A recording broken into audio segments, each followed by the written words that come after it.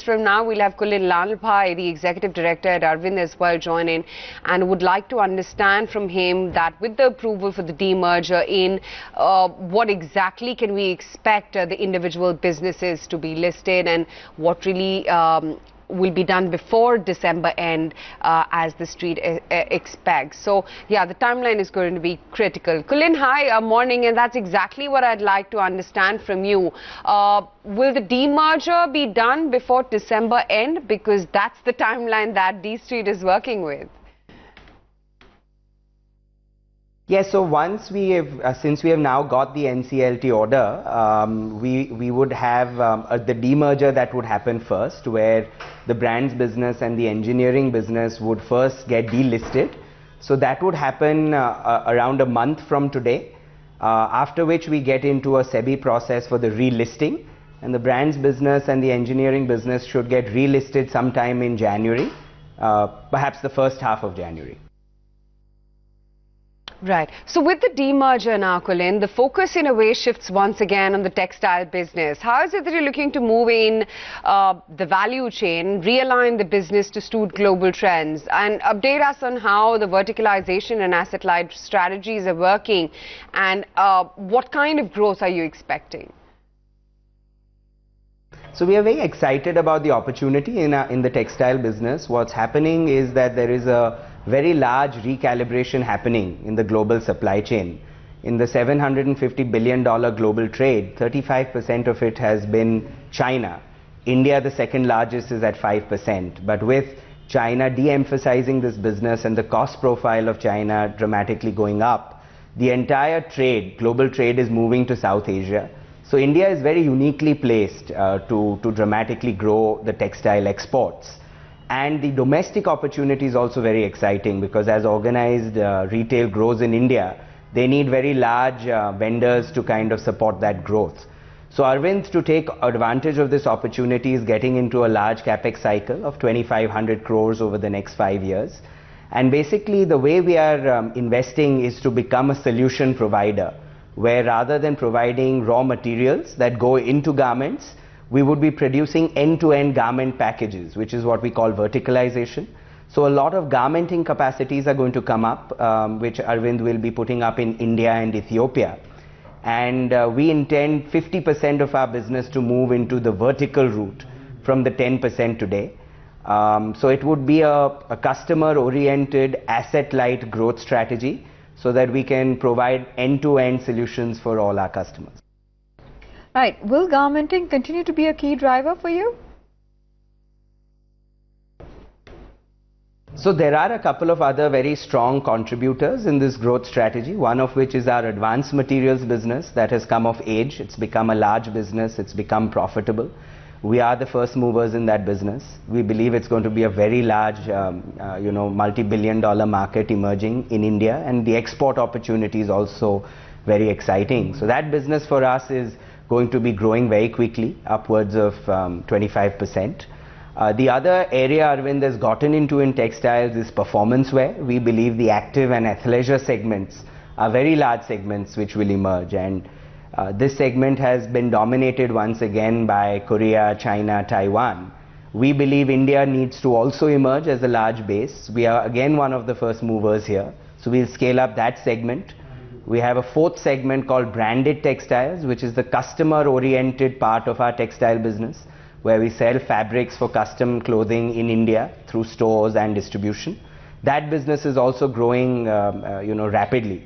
So these would be the four main pillars of growth in our textile growth strategy, where we intend to double the textile business from the 6,000 crores it is today to closer to 12,000 crores over the next 5 years. Right. Since you're planning to produce 40% of garments in-house, what's the capacity expansion you're targeting? So our garmenting capacity is a little over 30 million garments today. So we'll take it close to 125 million garments. So around 10% of our fabrics today are converted into garments by us, and we want to take that 10% towards 50%. Right. Branded apparel and retail business, Kulin, has been spearheading profitability for your company for now. Now that the businesses will be listed individually, what kind of growth are you targeting for each of them? And start with the brands business. The brands business has grown at more than a 20% CAGR over the last 5 years. And looking at the structural opportunity in the market and the very strong brand portfolio that we have, we believe we will continue on a similar growth trajectory of 20% growth for the next 5 years. So we want to more than double the business from 4,000 crores that it is today to 9,000 crores in the next 5 years. So it's a very strong growth strategy that we have in the brands business. The textile business will move to a 10 to 12% growth from the 5-6% growth that we have today. And our engineering business growth is more than 25% that we expect over the next 5 years each year. Right. Your online and omni-channel sales as well have seen a remarkable jump.